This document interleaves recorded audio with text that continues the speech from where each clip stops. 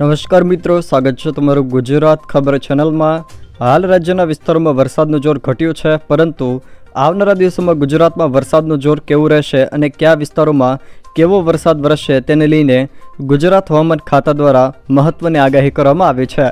આવનારા 7 દિવસ દરમિયાન રાજ્યના છૂટાછવાયા વિસ્તારોમાં કેવો વરસાદ વરસશે તેને લઈને મહત્વની આગાહી કરવામાં આવી છે। સાથે જાણીતા હવામાન નિષ્ણાત અંબાલાલ પટેલ દ્વારા પણ આવનારા દિવસો તેમજ રક્ષાબંધન અને જન્માષ્ટમી પર ગુજરાતના વિસ્તારોમાં કેવો વરસાદ વરસશે તેને લઈને મહત્વની આગાહી કરવામાં આવી છે। તો આ તમામ માહિતી વિશે વિડીયોમાં આગળ વાત કરીશું, તો છેલ્લે સુધી જોતા રહેજો। તે પહેલાં તમે મારી ચેનલમાં નવા છો તો ચેનલને સબસ્ક્રાઈબ કરી લેજો, જેથી મારા આવનારા તમામ વિડીયોની માહિતી તમારા સુધી પહોંચી શકે। મિત્રો, હાલ રાજ્યમાં વરસાદનું જોર ઘટ્યું છે, પરંતુ છૂટાછવાયા વિસ્તારોમાં વરસાદ વરસવાને લઈને હવામાન ખાતા દ્વારા આગાહી કરવામાં આવી છે। આવનારા 7 દિવસ દરમિયાન રાજ્યના વિસ્તારોમાં ક્યાં કેવો વરસાદ વરસશે તેને લઈને મહત્વની આગાહી કરવામાં આવી છે। સૌથી પહેલાં વાત કરીએ તો આવનારા 24 કલાક દરમિયાન કચ્છ તેમજ સૌરાષ્ટ્રના વિસ્તારોમાં અમુક સ્થળોએ ગાજવીજ સાથે હળવાથી મધ્યમ વરસાદની હવામાન ખાતા દ્વારા આગાહી કરવામાં આવી છે। જ્યારે ઉત્તર ગુજરાત, મધ્ય ગુજરાત અને દક્ષિણ ગુજરાતના જિલ્લાઓમાં ઘણા સ્થળોએ ગાજવીજ સાથે હળવાથી મધ્યમ વરસાદની આગાહી કરી છે। જોકે હાલ રાજ્યમાં વરસાદનું જોર ઓછું જોવા મળશે।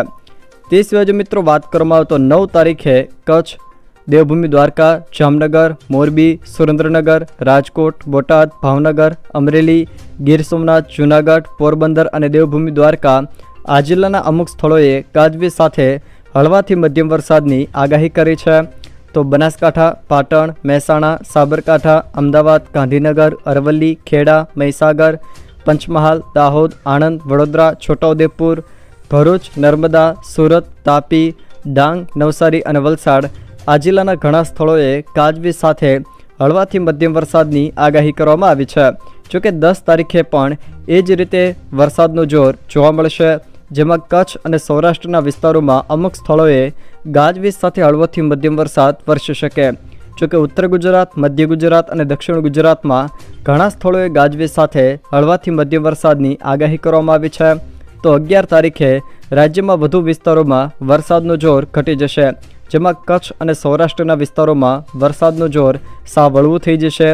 જોકે કચ્છ, દેવભૂમિ દ્વારકા, જામનગર, પોરબંદર, રાજકોટ, જૂનાગઢ, ગીર સોમનાથ, અમરેલી અને ભાવનગર આ જિલ્લાના છૂટાછવાયા સ્થળોએ ગાજવીજ સાથે હળવોથી મધ્યમ વરસાદ કોઈક સ્થળે વરસી શકે। જોકે ઉત્તર ગુજરાત, મધ્ય ગુજરાત અને દક્ષિણ ગુજરાતના તમામ જિલ્લાઓમાં ઘણા સ્થળોએ ગાજવીજ સાથે હળવાથી મધ્યમ વરસાદની આગાહી કરવામાં આવી છે। તે સિવાય જો મિત્રો વાત કરવામાં આવે તો 12 તારીખે પણ એ જ રીતે વરસાદનું જોર જોવા મળશે, જેમાં કચ્છ અને સૌરાષ્ટ્રના વિસ્તારોમાં વરસાદનું જોર ઓછું થઈ જશે, પરંતુ બનાસકાંઠા, પાટણ, સાબરકાંઠા, મહેસાણા, ગાંધીનગર, અરવલ્લી, અમદાવાદ, ખેડા, મહીસાગર, આણંદ, પંચમહાલ, દાહોદ, વડોદરા, છોટાઉદેપુર, ભરૂચ, નર્મદા, સુરત, તાપી, ડાંગ, નવસારી અને વલસાડ આ જિલ્લાના અમુક સ્થળોએ ગાજવીજ સાથે હળવાથી મધ્યમ વરસાદની આગાહી કરવામાં આવી છે। જોકે 13 તારીખે પણ એ જ વિસ્તારોમાં એ જ રીતે વરસાદની આગાહી કરવામાં આવી છે, જ્યારે 14 તારીખે પણ એ જ વિસ્તારોમાં હળવોથી મધ્યમ વરસાદ કોઈક સ્થળે વરસી શકે। જોકે 14 તારીખે પણ કચ્છ અને સૌરાષ્ટ્રના વિસ્તારોમાં વરસાદનું જોર સાવ ઘટી જશે। જોકે ઉત્તર ગુજરાત, મધ્ય ગુજરાત અને દક્ષિણ ગુજરાતના વિસ્તારોમાં હળવોથી મધ્યમ વરસાદ કોઈક સ્થળે વરસી શકે।